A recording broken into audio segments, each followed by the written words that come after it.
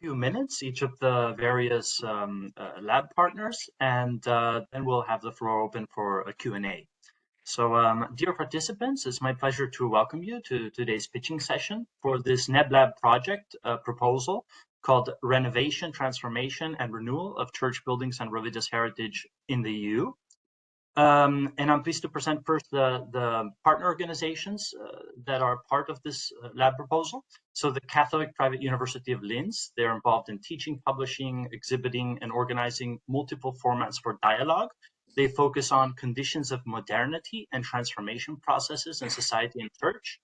They work with public partners, NGOs, and they're currently collaborating with the Diocese of Linz in the design and implementation of comprehensive restructuring processes for the revaluation of ecclesiastical property. Then we have the COMECE, which is the conference, the European organization that brings together the different bishops' conferences from across Europe. And at their local level, local entities, dioceses, parishes, Catholic communities, they're the main users of many churches and religious buildings, given their longstanding relationship with and management of these spaces. And many of them have started to explore innovative and inclusive uses. And then Future for Religious Heritage, finally, it's a Europe-wide network since 2011. The organization has been working to bring together all those working to safeguard religious heritage in Europe. Now there are 70 organizations, about 150 individual professionals from over 35 countries. And we bring together all those interested in preserving religious heritage and finding innovative solutions for the challenges it faces from various disciplines and sectors. So from religious heritage site owners, managers, restorers, to research institutions, public and religious institutions, museums, civil society, and more. So regarding the lab, we strongly believe that the framework of the European Bauhaus offers a wonderful platform to bring organizations, individual experts, and civil society together. The three core values of the NEB, sustainability, aesthetics, and inclusion, place a focus on places that are beautiful, sustainable, and connect and enhance community life. And there are several European Bauhaus labs focusing on specific aspects, and we thought that one focusing on the renovation, transformation, and renewal of church buildings and religious heritage sites was necessary to address the challenges it's facing across Europe. The built European religious heritage accounts for more than 500,000 buildings across Europe. So besides all the intangible religious heritage, just the built sites are more than 500,000. They're among the most visited types of cultural heritage in most large European cities, and often the only cultural heritage site, as well as the only community meeting space in small towns and villages. So they clearly fit this, these different criteria. The buildings are a physical manifestation of European art, architecture, history, and spirituality, but due to rapid urbanization, changing patterns of worship, and demographic changes, many have become devoid of use, or closed, or in urgent need of repair. We recently did a poll a year and a half ago, FRH, conducted through a renowned polling company used by European institutions. It was conducted in 8 European countries from the north, south, east, west to be representative, with a representative sample to accurately represent the entirety of European society. And the results show that 81% of European citizens agree that the preservation of Europe's historic places of worship is important for the community's present and future. And 77% of Europeans agree that religious heritage, with over more than 500,000 churches, but also synagogues, mosques, and other religious heritage buildings, as well as art, crafts, and ceremonies, are an integral part of their country's cultural heritage. One of the key challenges we face is how to ensure this invaluable religious heritage remains an asset and a valuable resource for future generations and is not lost or abandoned. And for this collective work and creative initiatives are needed from multiple sectors across society and multiple professional disciplines. And we hope that this NEB Lab will be a good forum to bring them together. Thank you very much. Now I'll pass it on to my colleagues. Okay, so we skipped the members, they were already introduced, and I want to sort of elaborate a little bit on what are our aims, our objectives. We heard about the EU phenomena, but it's not only EU, it's basically worldwide. We have a broad diversity of religious heritage, and we have also a lot of pressure onto this heritage.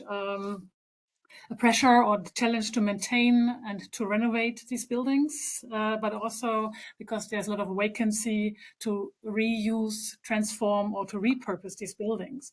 So our general interest is, on the one hand, to raise awareness for this broad diversity of cultural and religious heritage, and in reference to this huge vacancy and the huge neglect and the needs to increase the appreciation for the diversity and also for the need of these places, not only as cultural heritage or religious heritage, but also as very important social sites, social buildings with social functions.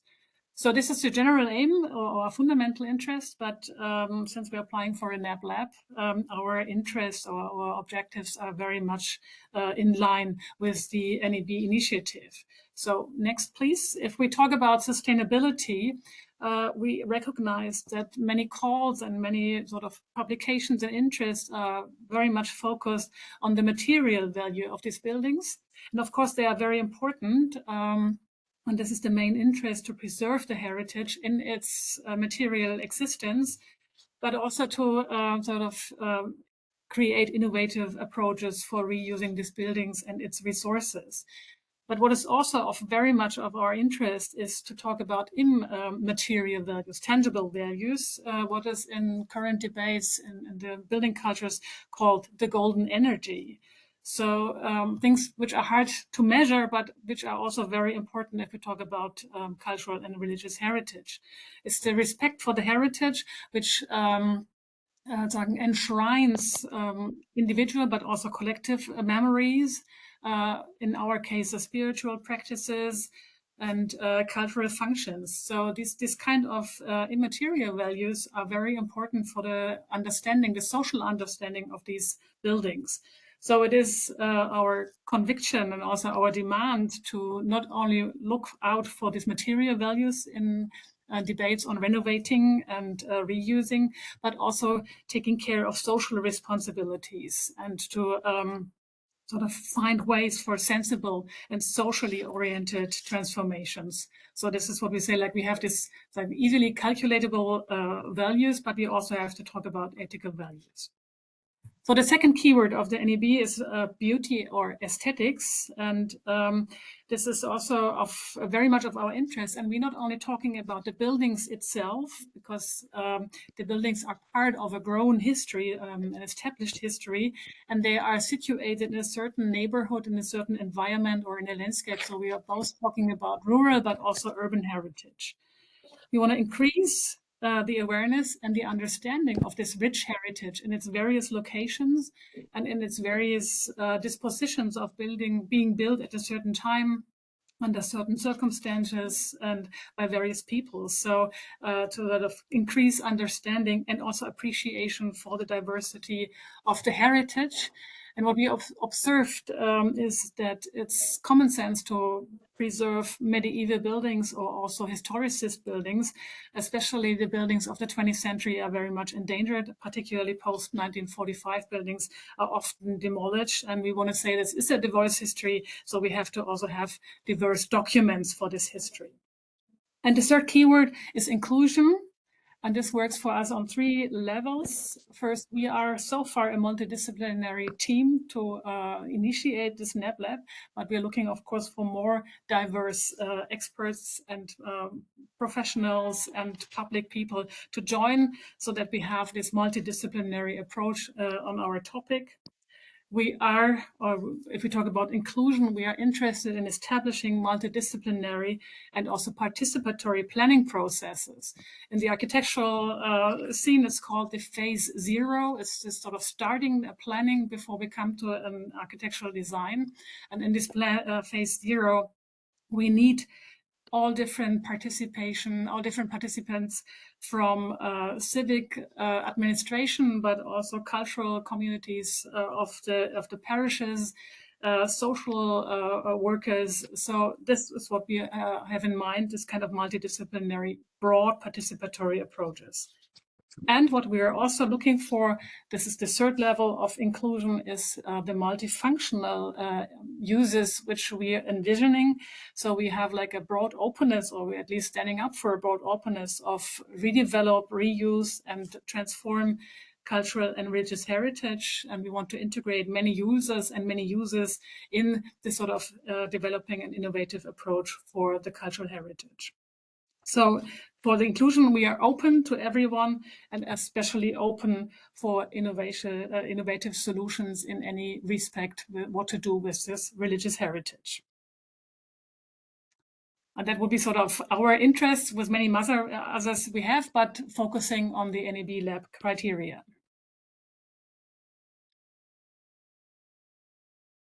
And I think now Emilio or Stefan is going to take over. Thank you, Anna. I take over from you to present some possible activities. What do we expect? What do we want to do? What are our projects? To resume again, we want to have a European and we want to have an interdisciplinary platform. That's our key objective. How do we want to achieve this? How do we want to proceed? First step is we want an opening workshop at the date to be determined. It is a set off with a lot of practical examples, but also a theoretical part, and then already a first exchange also with political leadership.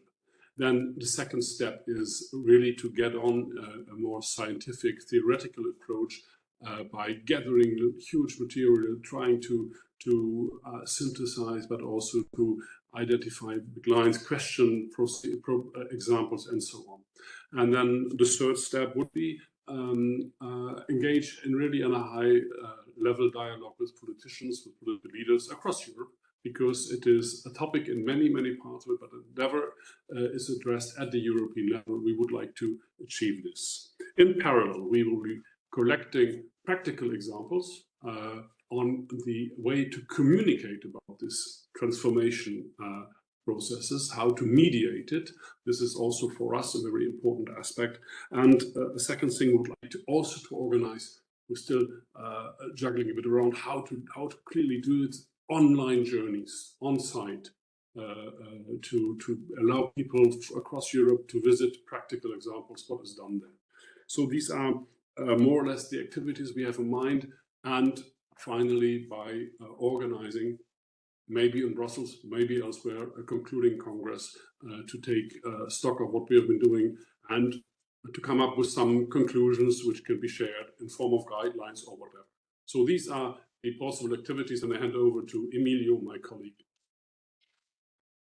Thank you, Stefan. I will mention briefly the last point of this presentation, which relates to the stakeholder beneficiaries' involvement.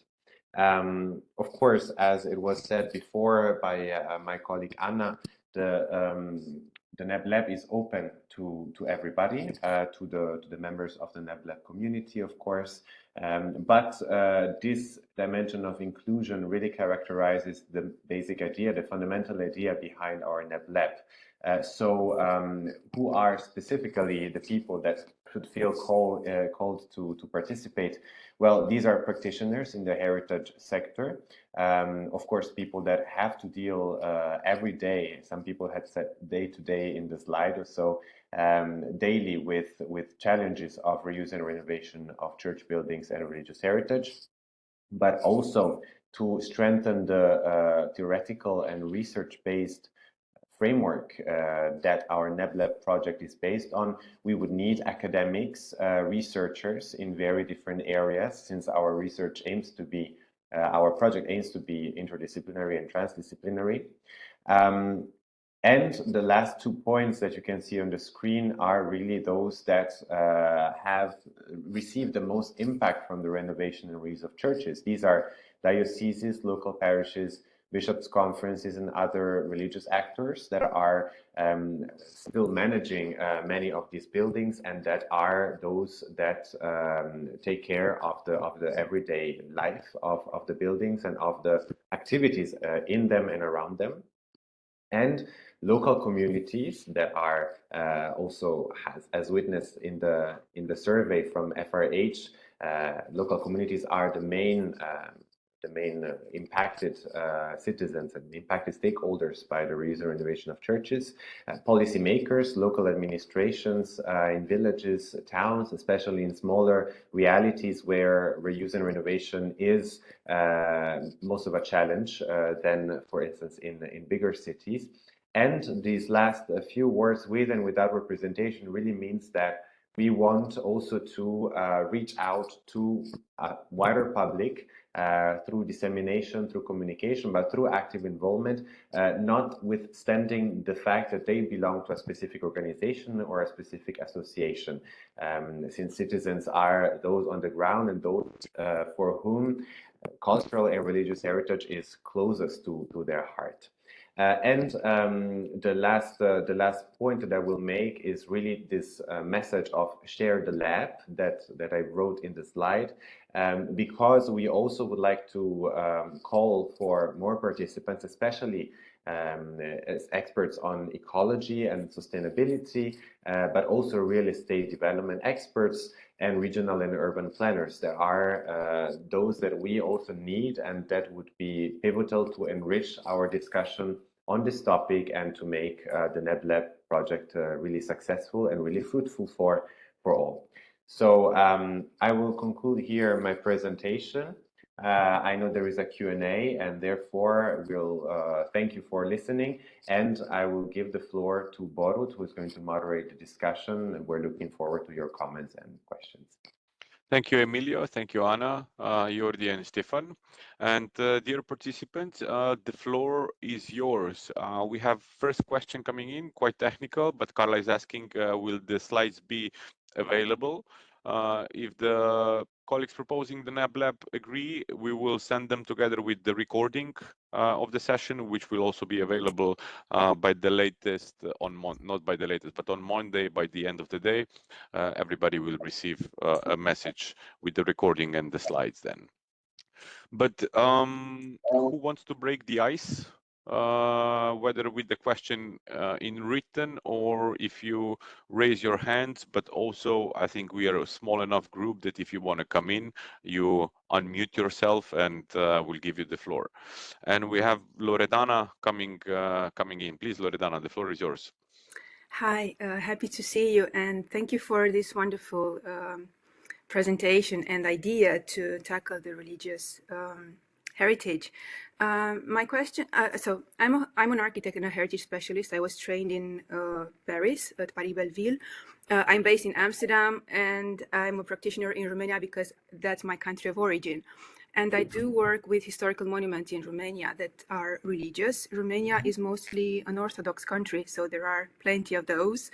And so I have two questions. One is related to UNESCO sites because they are very important, but also in Romania, for instance, because it's the Orthodox Church managing these UNESCO sites, they come with their own local ambitions that are not necessarily sustainable or NEB. And sometimes it's very challenging to negotiate how to properly intervene in these sites.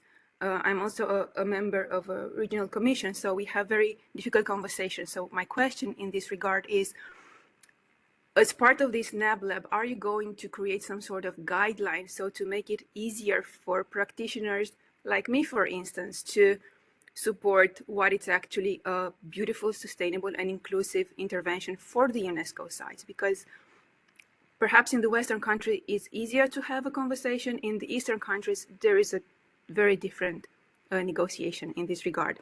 And the second is about, there are some places of historical value, but they are not classified as historical monuments. And I think those are actually very intriguing for us NEB lighthouses in this regard. It's a very vague narrative around them, how to articulate proposals, how to support those places to be invested in. I'm speaking from direct practice. There are some villages where the church is the local hub for kids, and they don't have money to rehabilitate the church, or they don't know how, they don't have the skills, they don't have the technicians, they don't know how to do it properly. How can we as researchers at this level, at the EU level, support these kind of places? So the two questions. Thank you, Loredana. I pass the floor to the team. Maybe I start to answer, and then anyone might add. Thank you very much for the questions, and I think they're very important that we also to again focus on that we're not only focusing on protected buildings, and especially not UNESCO, because there is a much more sort of common consensus already how to deal with them. Also, even with those ones, there might be some sort of negotiations going on, but it's more like sort of the mass of building. I mean, most of the churches, at least in Austria, all the churches are protected, but some are still easily demolished than others. So it's just if possible, we are talking about all about them. The other question is talking about guidelines. As you said yourself, I mean, the background is so diverse regarding the confession, regarding the country, regarding the ownership, regarding sort of national regulations. So it's not going to be sort of a guideline like going to be in the details, but as I mentioned before, this phase 0 is so important. Whom do you have to contact? Whom do you have to talk with? Whom do you have to get on board starting a development, starting a building or a renovation project? So it might be some sort of early guidelines of how to start a project, whom to get involved with, instead of making like all these detailed steps for the whole process. Because what we realized, and we have the same problem, but it's a process going on that first this debate is always done, let's say, within the diocese, and then not contacting real estate managers who might talk about profit and financing, and they're not talking with, like the local community because they think it's just a parish thing. So this kind of guideline for whom to involve, what to do in like these very first steps to get into like a really participatory process would be sort of our interest. Thank you, Anna. Stefan, Jordi, Emilio, would you like to add something? Maybe just one word I would like to add also to advance an objective for us, which is not an objective hidden one. Emilio mentioned it, but with our initiative, we really want to be also beyond specific confessions. So we would like to realize also an outreach with the initiative to Orthodox communities in the eastern part of Europe, be it in Romania or elsewhere. Would like to intensify our contact with Protestant churches. So this is obviously something within the community of churches, something we would also facilitate with our NEB Lab. Just to add on that. Thank you. We have Maria Teresa coming in with a comment or question. Please, the floor is yours.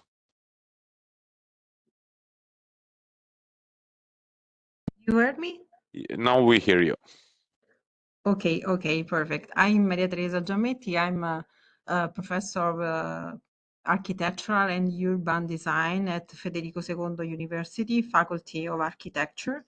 And I'm involved in several projects concerning the adaptive reuse of abandoned or underused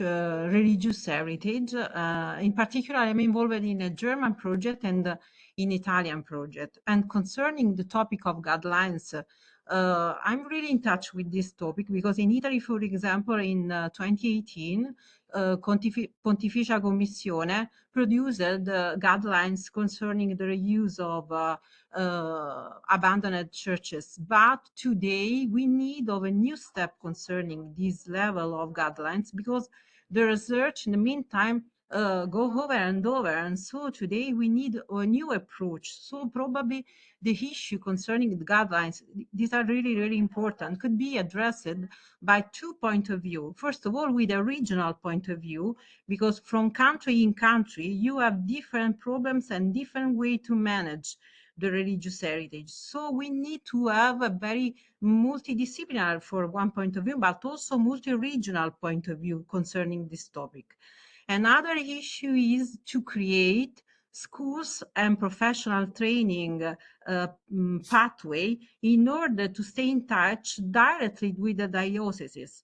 Because in my personal experience, for example, I'm involved in a lot of participatory process of reuse. One of the main problem, for example, in my region, in the south of the country, is that we have a lot of churches, really, really important from the architectural and historical point of view, but always priests and dioceses don't know how to manage because they don't have a really knowledge concerning the new step that researchers, the university and other stakeholders are developing, despite we have guidelines made by Pontificia Commissione.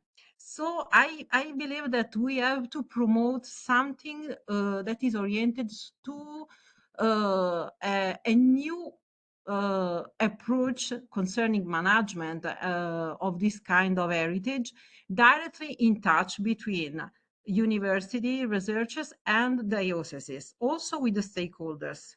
So this is a proposal that I would like to propose to you because I am on field, and so these are one of the two main topics that day by day we are involved with, or we have to address. That's all.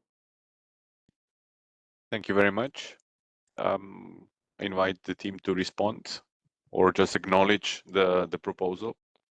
Yeah, maybe I can say one thing is that really thank you, Maria Teresa, for your contribution. I think this is one of the main aims of the NEB Lab, really to bridge. I think the key word here is to bridge, to serve as a bridge also between these different practitioners, these different stakeholders, and ensure that there is communication also between them and give them some guidelines. Of course, we are aware of the Pontifical Commission's guidelines that were published in 2018, and it's true, it's been a few years, so the research goes on, and they have to be somehow updated, and they have to be brought to new fruition for stakeholders. So we look forward also to get in touch and to work with you.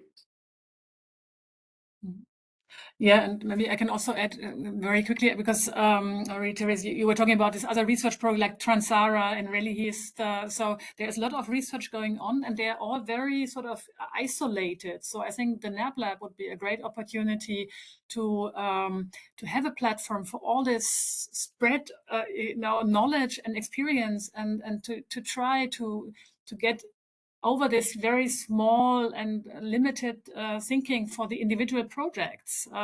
As you said, like, we need the universities in to do research. What is social responsibility? What is the cultural heritage? But we also need sociologists, and especially we need whatever regional planner or town planner, because if we're thinking about reusing a church or whatever a communal building, we need to analyze the structure of a quarter or of a region and realize and analyze what might be future functions that have a similar function and also a spiritual value to these historical buildings. So I think this connecting with all these different research going on, these different initiatives is very important, and the NEB Lab is perfect for that. Thank you all. Do we have somebody else who would like to come in with a comment or a question?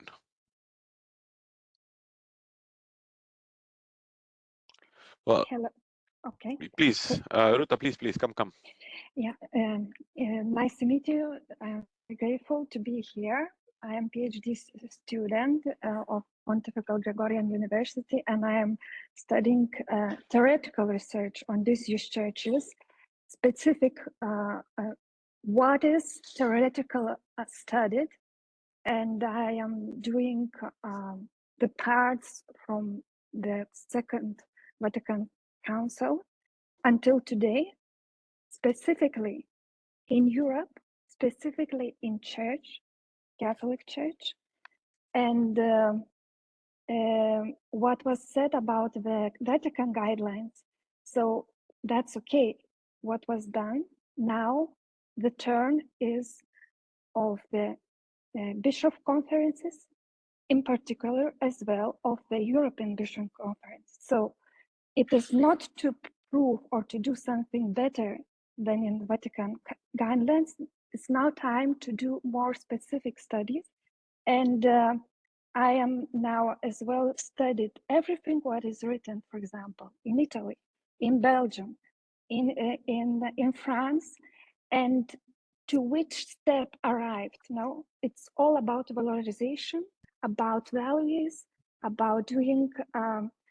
Only in Germany, Transara is doing something further from this of these researches. So I did this theoretical research and summarized and doing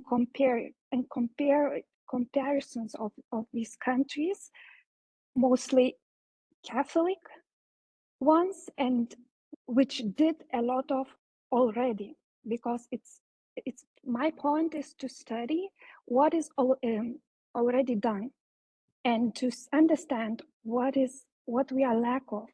And my approach based on Romano Guardini approach about how we, I think it's not about what to do, but how to look at and to learn to look at, because our looking is changing our action, because looking is action. And I am searching and I'm interested in this, but to start for something new, I understood that I needed to understand to which step we arrived in Europe, in the Catholic Church, because it is impossible to jump further and to understand as well what is necessary. So I really would appreciate to participate or to be involved in somehow and to help with my researches in this project. I'm very thankful. Thank you. Thank you, Ruta. And maybe I can expand on it as a question. So how can those interested in joining the project or contributing to the project, how they can do that? Jordi, maybe you can shortly explain, whether sending an email or you can just something contact else. you can contact us, and we'll be happy to provide all the information on our next sessions or brainstorming activities, and discuss with you how we can all work together in the best way. And just touching upon several comments, and this comment you did, Ruta, thanks so much. So I fully agree. It's not necessary to reinvent the wheel. First, we need to know what's has already been done. But of course, also creativity and innovation is great. You can always maybe improve the wheel. So maybe not reinvent, but improve it.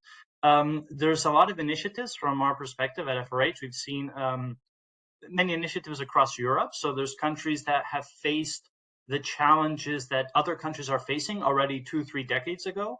And so they already started facing these challenges and finding solutions for them. So this sort of multi-stakeholder approach between the owners of the buildings, managers of buildings, civil society, public authorities, maybe even private sector, has already been done sometimes in some Northern European countries. So there are many initiatives out there. Some have worked, some have partially worked, and there's also different challenges due to the ownership, the listed status in each country, the support or not from public authorities, the typology of the religious institution, if they own the building or not, if they manage the site or not. In some countries, in some religious bodies, they've divided the management side of the buildings from the religious aspect of the building. So in others, maybe a bishop has to deal, or a local parish chaplain has to deal with the management of the building if there's a leak in the roof, at the same time do religious activities. So it really depends country by country, and I think it's good to get the best practices out there, bring it all together, and also bring in innovative solutions, and all work together to find the best approach. And of course, it needs to be tailor-made to each specific situation on a local level. But yes, so please do contact us at any time, and we'll be delighted to all work together for this common objective. Yeah, thank you very much, Jordi. If I can add something, that a lot of activities done, but for the practice, but not for the theoretical research. And I think that this is also the issue to speak about. There are the borders of the theory, of the practice, because the theoretical thinking about disused churches or use of churches is really abundant. And nobody is interested just on the practice, on doing this management. Also the guidelines of Vatican, it's about management, but it's not the pedagogical approach. And even we are not going far, a lot of them, but nothing new one. Because I suppose the lack of theoretical research. And this is my approach, and I think that a lot of what to learn from the beginning of 20th century, from the thinkers of the beginning 20th century, and in general, there is no space for these researches, theoretical researches, for these debates about how we see, how we think, and because again, this influence our practice. So I think this is really necessary, but I'm very appreciative for your suggestions. Thank you very much. Thank you, Rita. Can I? Yeah, please, Anna, come in. Because I think this is also one of my interests, because when I observe all the debates and also projects going on, there are a lot of words and phrases which are used and which are missing some sort of historically but also theoretically based background. We are very easy in talking about inclusiveness and participation and social values, and especially in architecture and also in preservation, they are sort of thrown into the debates, but they're not really worked on. So and then if we talk about whatever sustainability, it always go to some sort of material aspects. So I'm completely agreeing with you that we need much more also kind of debate and sort of historical background and sociological approaches. If we talk about whatever sustainability, about communal civil values. So they are very important, and it's going to be a challenge, and I'm quite frank with that, how to deal also in this NEB Lab with all these various questions.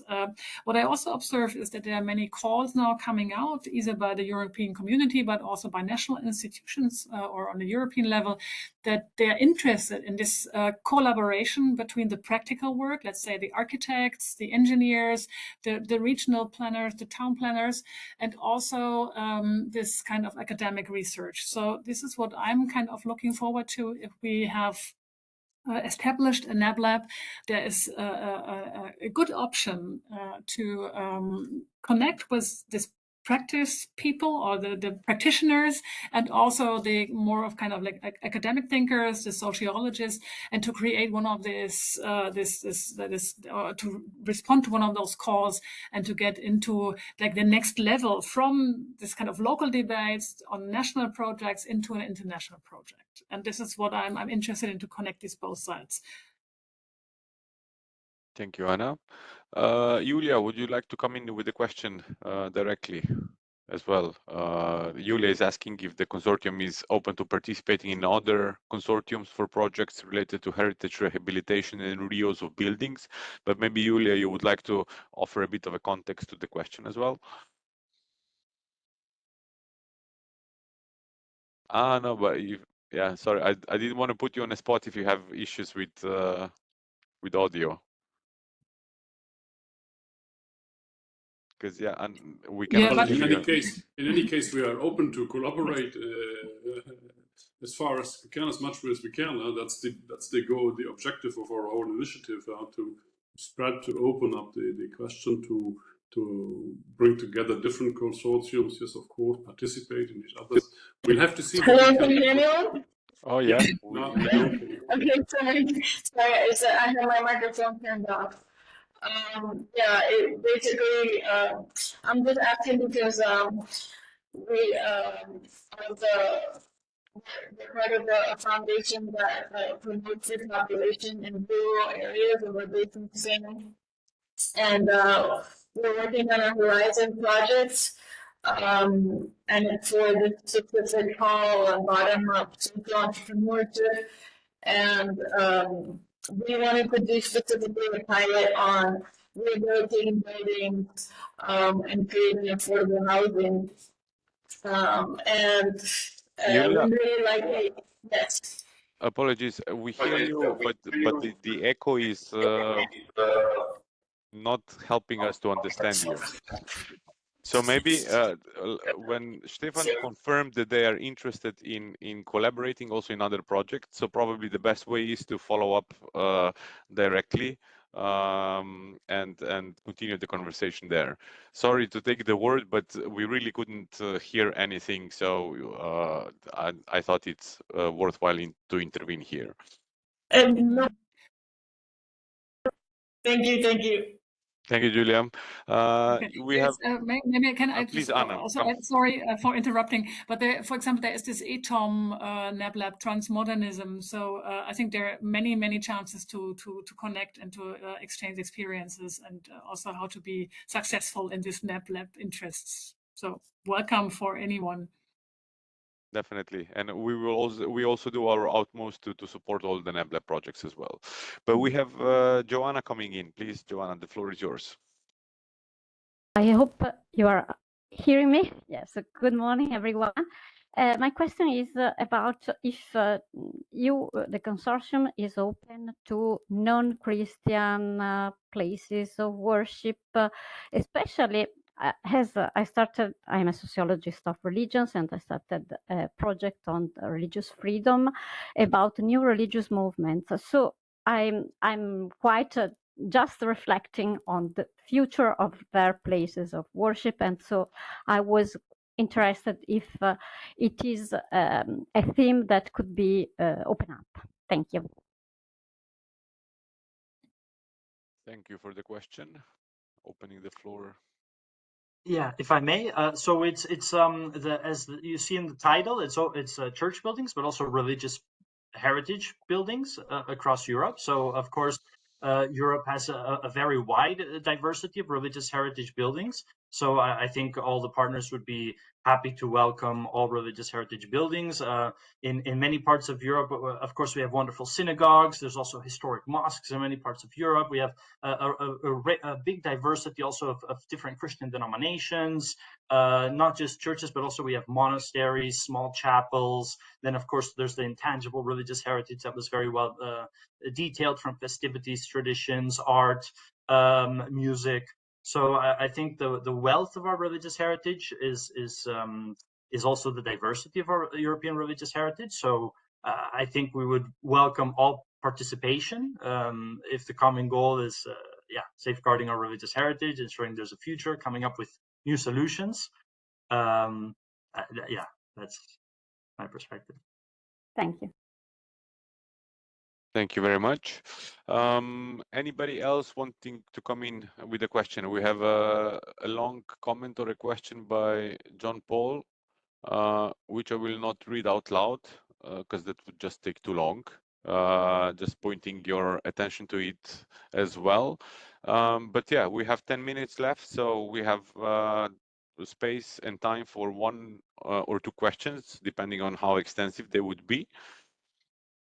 But if not, that would mean that we can exhausted the questions and the feedback and the comments, concluding this first step of the NEB Lab pitching session. And then what comes after, of course, is us as the European Commission disseminating this session, the contacts and how to join. So we do that in, of course, collaboration with the project initiators. And then what it comes after is completion of the project proposal with any new entities coming on board, and then launching the projects according to the timeline and agreements with the Commission, where our role is to make the final assessment of the project proposal. And since the project proposal is as advanced as this one, it means that it already ticks off the criteria for the NEB Lab, and it's now coming to the final preparation phase, and then after that it's implementation time. Borut, can I just jump in and say, in the name of the consortium, a lot of thanks to you and Eva for facilitating and helping us all through the process. It's a fascinating journey for us, and you were You were really very helpful in all this. Thank you for your kind words, and we are very happy to collaborate and continue to then collaborate also in the context. But in between, we have Ilya coming. Ilya, you will have the last question, the last comment, and after that we conclude. Please, the floor is yours. Hi everyone. Hi. I just have a question regarding the NEB Lab. I don't know if this is a space to ask. Oh, in general, you mean? Yeah. Yeah, sure. Okay, so I'm just gonna also put my, I don't know if you can see me. I don't think you can. Anyway, so my question would be, so basically, I was a winner, an NEB prize winner previously. And so since then there has been a lot of interest for my project, and I've presented it to the municipality. It was a project about regenerating the coastline of Lisbon. And so there's a lot of interest and a lot of questions of how to develop it. And I was wondering if the NEB Lab is a space for it or not, because since then I have not really been in touch with NEB. I've been following it a bit, but this is the first time I joined the session. So yeah, that's my question. Yeah, it definitely could be, but I think we should talk more, and probably the bilateral meeting would be better place to have that discussion. I will put my contact in the chat, and Ilya, please write to me, and also anybody else that is interested either in the lab NEB community, how to join the NEB community. Don't hesitate to write to me or to our unit via the website. So Ilya, I'll be very happy to follow up with you, have a meeting and discuss the NEB Lab. But since we also have only 5 minutes, I won't, let's not bother everybody else with that part. But thanks for your question, definitely. Thank you, and sorry for the bummer question, and thank you for the presentation to everyone else. No, it's the right moment. Just we are kind of running out of time. That's why. Yeah, and I can speak about the NEB Lab for quite a while, and I don't want to keep you here beyond 12 o'clock. Great, thank you, and thank you for the presentation. Thanks. So I will say that we conclude here. Thank you very much to Anna, Stefan, Jordi, and Emilio for the presentation, for the project proposal. Thanks to everybody that came in with reflection, thoughts, questions about the question. The next stage, like we said, is sharing the recording, sharing the contacts, and hopefully the project consortium will also grow following this session, and then soon the project will also launch, and things will start to happen in Brussels and across Europe. And we are also very much looking to that and supporting all of you in these endeavors. So thanks on behalf of the European Bauhaus unit. Thanks to everybody for participating, for being a part of the NEB community, and also for being interested in and actively contributing to the implementation of the initiative. Have a good day and see you around. Thank you very much. Thank you. Thank you.